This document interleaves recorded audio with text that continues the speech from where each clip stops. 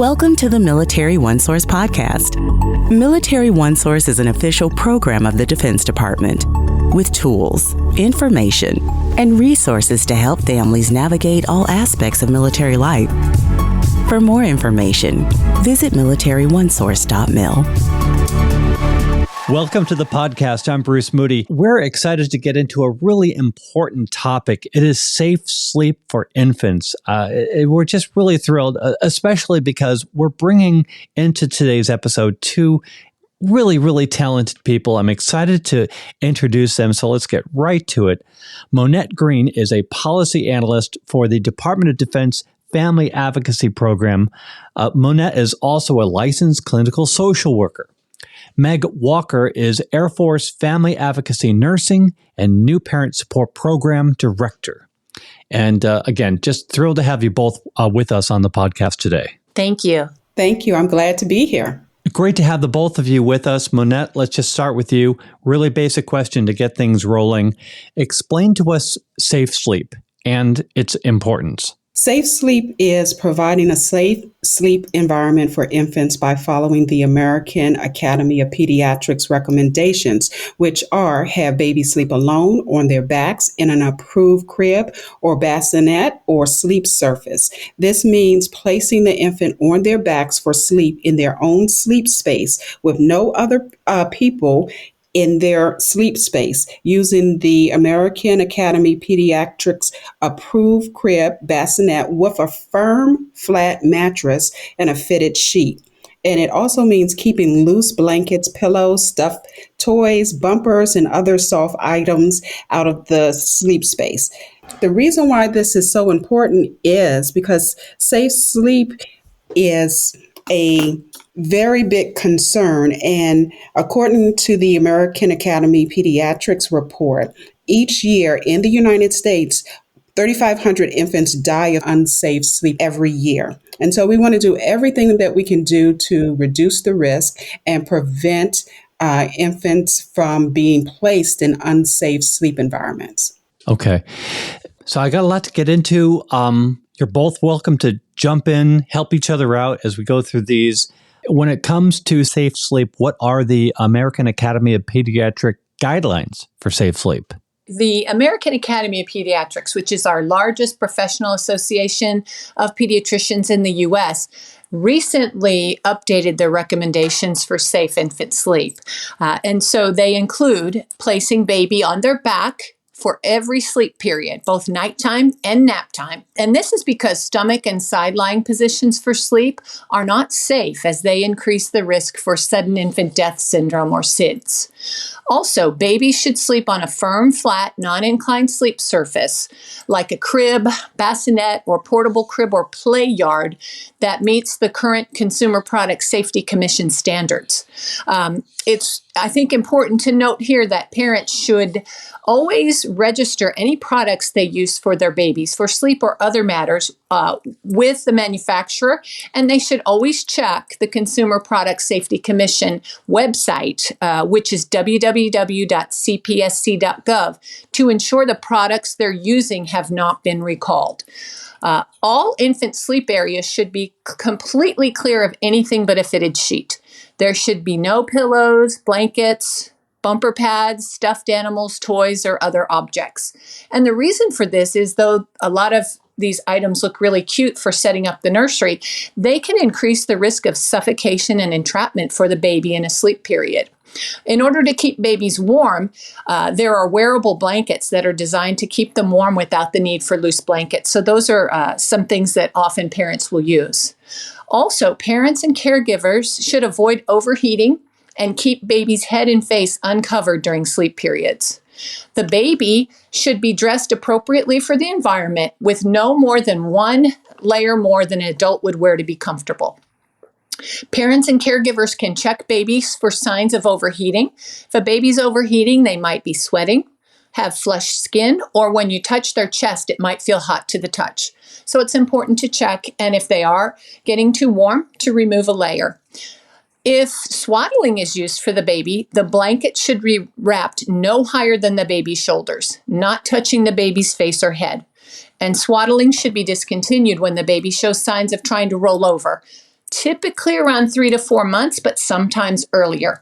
We just wouldn't want a baby to, while swaddled, roll over and be unable to get back into a safe sleep position. Other recommendations include room sharing with parents, with baby on a separate approved sleep space. And this is recommended at least for the first 6 months of baby's life. Some recommendations that are specific to reducing the risk of SIDS include human milk feeding, avoiding exposure to nicotine, alcohol, marijuana, opioids, and other drugs during pregnancy and after the birth, obtaining routine immunizations for the baby, and offering and using a pacifier with baby during sleep periods. So that, in a nutshell, is pretty much what those AAP recommendations for safe infant sleep now include. All right. And Meg, I want to stay with you for the next question, but just to kind of follow up what you're saying regarding the Consumer Product Safety Commission, we'll get a link in the program notes. And as you said, you definitely want to go to that website, and through that website, you could be made aware of the stuff that you own and any recall information associated with those products. So let's just move on. Meg, why is it best to place babies on their back when laying them down to sleep? Well, again, as we've mentioned, infants should be placed on their back to sleep for every sleep period by every caregiver until 1 year of age. And this is important because stomach and side-lying positions are not safe for infant sleep because they increase the risk for SIDS. The incidence of sleep-related infant deaths decreased substantially in the United States following the Back to Sleep campaign back in the 1990s. And that was a time frame where the Back to Sleep campaign encouraged parents to place babies on their backs to sleep. And a result of that campaign was that the sleep-related infant deaths declined substantially. So we know that the back sleeping position is safer from that sleep-related infant death reduction standpoint. Now, while it's important to put babies on their backs for sleep, they also do need what we call tummy time. And tummy time is important to babies' development because it gives them a chance to develop the muscles in their chest, their neck, and just kind of round out their muscular development. Now, parents are encouraged to put their babies on their stomach for tummy time while baby is awake and being supervised for short periods. Usually these tummy time periods can begin soon after baby gets home from the hospital after delivery. It can start with very short periods of time, and the parents can increase a little bit at a time to around 15 to 30 minutes a day of tummy time, awake and supervised at around 2 months of age. Got it. So there's a lot of good science that have come around to provide this sort of information, these recommendations. But what are some of the myths associated with safe sleep recommendations? One myth is that babies who sleep on their back will choke if they spit up or vomit during sleep. This is incorrect. Babies automatically cough up or swallow fluid that they spit up or vomit. It's a reflux to keep their airways clear. Studies show no increase in the number of deaths from choking among babies who sleep on their back. In fact, babies who sleep on their backs might clear these fluids better because of the way the body is built.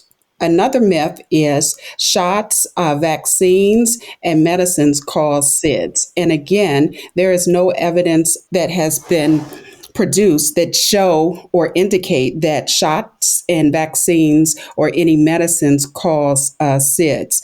And one of the myths that we often have to encounter is if parents sleep with their babies in the same bed, they will hear any problems and be able to prevent anything from happening. And this just isn't the case. And sleeping with a baby in an adult bed actually increases the risk of suffocation and other sleep-related causes of infant deaths. Interesting. So in that vein, what kinds of inaccurate information do you think parents are consuming? With our Air Force New Parent Support Program, we had a working group that we put together to look at safe sleep and how to enhance safe sleep education for both our staff and the families we serve. As part of that working group, we reviewed some literature. And in an article from 2020 that analyzed communication among mothers of new babies in a Facebook group, the mothers said that they were confused by safe sleep terminology, including SIDS or sudden infant death syndrome, safe sleep, co-sleeping, and bed sharing. So parents sometimes are confused about the words that we sort of sometimes as professionals might throw out there. Also, there were a lot of discussions between the moms, among the moms, about monitoring devices and baby products that are marketed and advertised for safe infant sleep.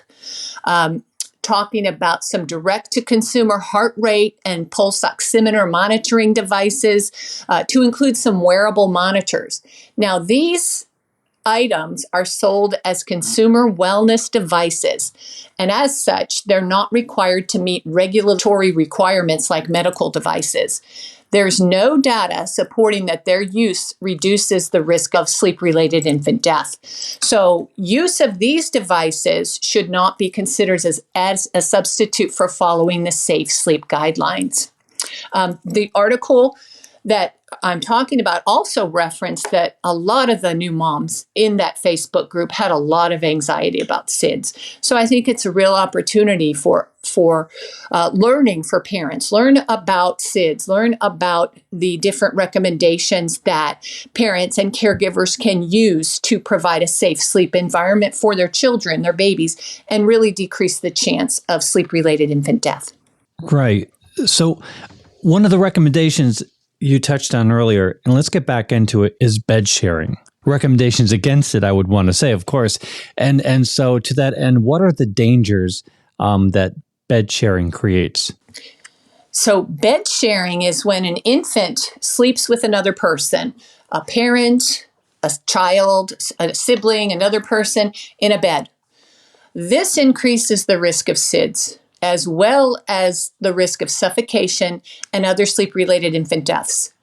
The reason for this is that sharing an adult bed or a couch or a chair with baby, it's really risky because babies can suffocate in the pillows or the bedding, or the other person, the larger person, could roll on top of the baby, or the baby could get trapped in the bed against a wall or on other surfaces on the chair or couch. These surfaces are not made for infant sleep.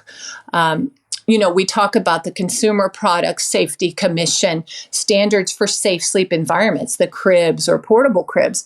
Those are really meant to be safe surfaces for babies to sleep in, and adult beds, mattresses, couches, and armchairs just really are not.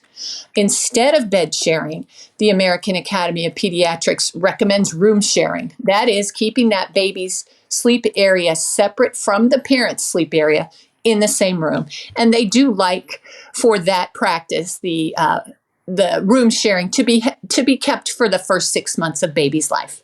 Why do you think that it's difficult for some parents to put these safe sleep recommendations into practice? With some families, we see that there are long-held family traditions or family beliefs that exist, that it's okay to share the bed with the baby. Also, when moms are nursing their infants, it is felt that it's convenient. The baby wakes up during the night and mom is nursing, and that it's easy to ensure that the baby is fed.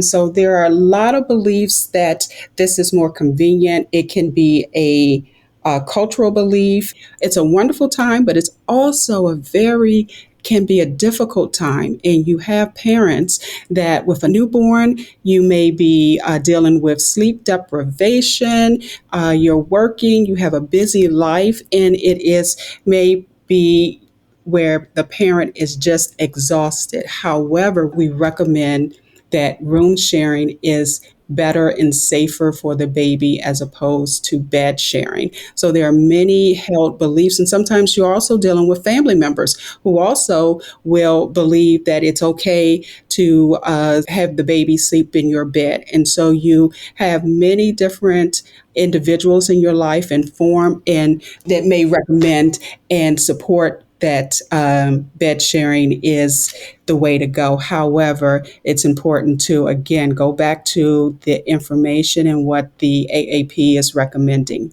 in terms of keeping your baby safe by not bed sharing, by having your baby in the same room but not in the bed. Working through this conversation and thinking about military families are moving a lot. So travel is a big part of life. Meg, maybe you can take this one. Can you provide some tips for parents who are preparing to travel with their babies? Yes. Thank you, Bruce. It really is an important topic. It's really important that parents provide a safe sleep environment for babies all the time, to include times when they're traveling, visiting with friends and relatives, and PCSing. Parents should keep in mind the need to follow the safe sleep guidelines that we've outlined. Babies should sleep alone in a crib, a portable crib, bassinet, or play yard with only the flat mattress and tightly fitted sheet. They should not sleep on couches, inflatable mattresses, or in a bed with another person, and they should be placed on their backs. Parents really should do all they can to plan ahead to provide a safe sleep environment during these transitional times. One way could be to have a portable crib or play yard, like a pack and play, that meets those Consumer Products Safety Commission standards as a safe sleep space, and is portable and can be taken along with the family during travel and set up for the baby at each location. For example, if you're in a hotel, you could set it up there. Pick it up, pack it up. When you get to grandma's house, set it up there. If you're PCSing to a new installation, you could use it in the TLF. You could use it in your new home. Or an alternate would be to arrange for a family member or friend who you're visiting to have a safe crib, bassinet, or portable crib available there, one that meets those safety standards. Another question, Meg, what would we say to a parent who is exhausted, let's just call it sleep deprived, and in that mindset, just feeling tempted to use an unsafe sleep practice, one of the ones that we've perhaps discussed? That's a great question. And it's one that I think comes up for many parents as they're up, at night for countless nights, it seems, in the beginning, especially with the newborn. I think, firstly, it's really important to keep in mind that for newborns and young babies, there's an absolute requirement that the baby is going to be up at night to feed. Due to their small stomach size, at birth, I think a baby's stomach can hold about a teaspoon of fluid.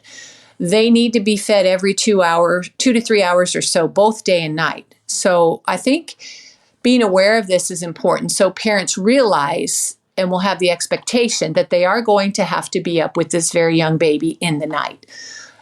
If possible, parents, we often tell parents to sleep during the day when the baby's sleeping. When the baby's napping, parents should take a nap to be able to catch up somewhat on their own sleep. A lot of times parents want to be the baby goes down for a nap and they want to be doing things around the house, like cleaning the house, mopping the kitchen floor. I think it's really good, especially in those early days. When baby goes to sleep for a nap, parents should also take a nap. Don't worry about that kitchen floor. You can get to that later. It's more important at this point for you to catch up on your rest, and then you can kind of refill your own cup, so to speak, and be able to take care of yourself and the baby in a better way if you've caught up on a little sleep by napping when baby naps. Also, parents with a partner could tag team for those nighttime feedings and wake-ups. They could kind of go back and forth. If one of the parents is breastfeeding, they could breastfeed the baby. The other parent could do the diaper changes and put baby back into the safe sleep environment. Parents could also ask for help from a trusted friend or family member, though I know this is not always possible, especially with our military families who are oftentimes living away from their natural support systems, their family and their friends. I think it's really important to remind parents that this time period, when they're getting very limited sleep because the baby is up a lot at night, is very young, this time period is really limited. It won't go on forever. though it may seem like it will at the time when you're in the midst of it. Also, I think it's important for parents to realize that in these early days, this is a new family, a new system here, and the baby's new to them, they're new to the baby, so they're getting used to each other. So it's important to kind of learn the baby's routines and the back and forth between parents and babies. Now, some ideas that might enhance nighttime sleep for baby might be when baby's up at night, and you're getting up to feed the baby or to calm the baby, to keep stimulation down, keep the lights dim. When you're talking to baby, keep your voice low, kind of to give the idea this is relaxation, this is sleep time, it's not playtime. So as parents kind of keep the stimulation down at night, kind of just take care of what needs to be done, keep the lights down, keep things pretty quiet. Hopefully, as that goes on with these nighttime wakings, baby will get the idea that this is the time to be resting and sleeping. When I was with the Navy, I encountered the new parent support program, and I've met a number of the people who work within the new parent support program, and through them, I just have such admiration for this program. I'd really like for you to talk about it. How does the program work, and who is it for? Oh, thank you. The New Parent Support Program, we are so excited about the program. The New Parent Support Program is a voluntary program designed to help military families thrive. All branches of service, the Air Force, the Army, Marine Corps, as well as the Navy, have new parent support programs. New parent support services are free and may include home visits, parenting classes, prenatal classes, information and referrals, and some installations even offer playgroups. Many parents see the playgroups as a great way to connect with other parents and to share information. The New Parent Support Program consists of a team of professionals, social workers, nurses, home visitation specialists who provide supportive and caring services to expectant parents and parents of children from ages birth to 3. The primary goal of New Parent Support is to enhance the lives of infants, children, and parents. The New Parent Support Program helps parents to create safe, nurturing environments for their infants. New Parent Support goal is to promote safety, health, and well-being, and to help families thrive by empowering parents with information to meet the challenges of parenthood. Expectant parents and parents of children from birth to 3 who are eligible to receive treatment in a medical treatment facility are eligible to receive New Parent Support services. Parents may contact the New Parent Support Program directly. They may also be referred by their doctor, by a medical provider in the hospital. New Parent Support home visitors provide information about prenatal health, infant care, early childhood development, help parents with bonding with their babies. And New Parent Support home visitors also provide information that helps parents with taking care of their babies, such as information about safe sleeping environments, as well as information about shaken baby syndrome. We are so excited about our New Parent Support Home Visitation Program because it's a way to help parents with managing stress. It's a way to help parents with managing the demands of parenting and also of the military life, such as in our families go through separations, through deployments, and many, many PCS moves. So the New Parent Support home visitor in the program, we offer help to the parents to help them manage all of the different challenges that they may face. Also, help them to provide nurturing environments for their children so that they can grow and develop. Help to answer everyday questions about parenthood. And so we're so excited, and we see the New Parent Support Program as a resource to parents. We want to help to do everything that we can to support parents and empower parents. We'll put a link in the program notes so people can learn more about it. And and I really hope we do a whole episode on this program. The program itself is amazing. The people in it, I just can't say enough. So blown away by both the people who run the program, but also when you're in it, you're in a community of parents. The love and the acceptance, the non-judgmental environment in which this program provides. It's such a wonderful, wonderful resource. And I wonder if you could talk a little bit about the advantages of utilizing the New Parent Support Program.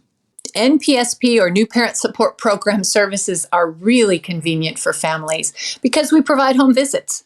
Parents, especially those with a newborn or young baby, they don't have to worry about waking baby up from a nap, trying to get everyone dressed and fed and out the door to meet with the NPSP provider in the office. They can receive services right in the privacy of their own home, which I think is really convenient if you have a very young baby, if you have maybe several young children. Also, it's really convenient if you're talking about certain topics related to, let's say, safety. If you're talking about maybe baby-proofing the house, it's really a lot more helpful if you're right there in the home to talk about latching cabinets or putting a gate up on the stairs so that the baby can't climb up or down. So just being in the home, I think, is really convenient and very personal and private to that family. New Parent Support Program home visitors are very, very familiar with infant and child health. They know a lot about safety, growth and development, and the changes that occur in families when a new baby's born, whether it's the first baby, the second, the third. They also know about the challenges that military families in particular can face, including living away from their families and support systems and separations due to TDYs, deployments, PCSs. Many of our home visitors are former military themselves and or military spouses. They're really good at tailoring the services that they provide to every family's unique needs. And we can go on about it because it's such a wonderful program. But in fairness, it's far from the only thing that we offer. So if we could break away from the New Parent Support Program, and there's other resources, and if I can get you to talk about where people can find additional information and support for them. An excellent place and resource to get information is Military OneSource. Military OneSource has information on a variety of topics to include your taxes, your finances, relationship, as well as parenting. Military OneSource also houses information about each installation that we have throughout the military, and it helps parents connect with their installation, find out what resources are available. So I can't stress enough, Military OneSource is an excellent place for parents to look for resources to meet their needs. That is one of our main forums for providing information to parents to help support parents. That's absolutely right. And not just because it's our website. The truth is that if you're trying to take care of your family, if your other issues in life are addressed, then you have the bandwidth in your brain, the reduced stress in order to preserve yourself and take care of the things in life that need attention. And that's why we have Military OneSource, because parenting doesn't happen in a vacuum. There's other aspects of life that need to be addressed in order to have that balance. So this has been such an amazing conversation, and I just want to invite the both of you. Meg, let's start with you for any final thoughts before we round out. In regards to safe sleep, I think it's really, really important that parents find out all that they can about it and how to provide a safe sleep environment for their kids, for their babies. They can always ask their OB or pediatric provider for more information about safe sleep for their infants. That's a great source of info. It's also wonderful if they start to think about this during pregnancy so that they can know what kinds of healthy lifestyle things to follow during the pregnancy to reduce chances of SIDS, as well as preparing to provide the baby with a safe sleep environment from the first day home from the hospital. Also, there's some really wonderful online resources, Military OneSource, as Monette mentioned.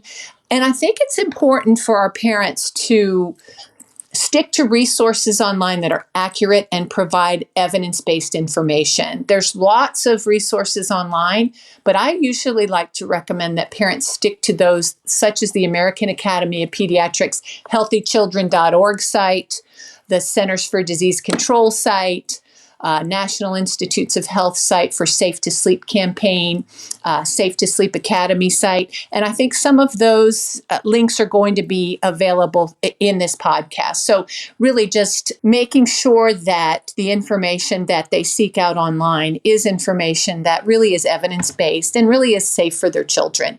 And really just wanting to wish all parents a wonderful journey with their little ones. It is very challenging in the beginning. It's joy-filled, but it's challenging and tiresome at times, but just try to look beyond these more difficult times and just think about the lifetime that you're going to have in your journey with your baby. Thank you. And Monette, we'll give you the last word. And thank you for this opportunity. So glad that we were able to do this. And I echo what Meg has shared.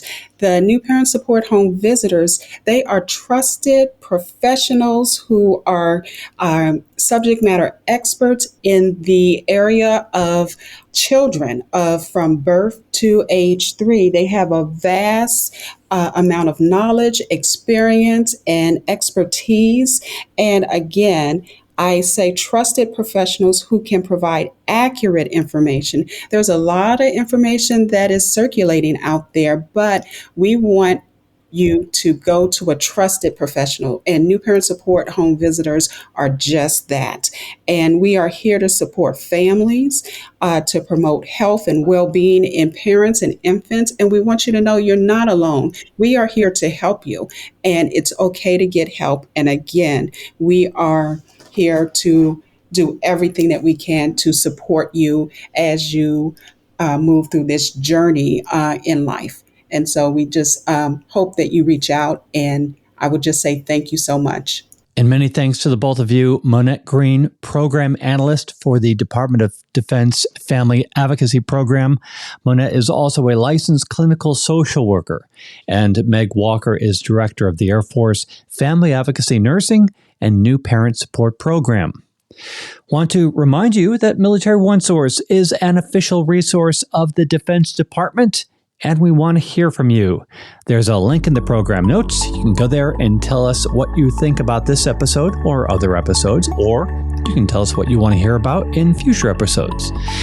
Because the Military OneSource is available wherever you listen to your podcasts, so we want you to go ahead and subscribe, because we cover a wide range of topics that help military families navigate military life. I'm Bruce Moody. Thank you so much for listening. Take care. Bye-bye.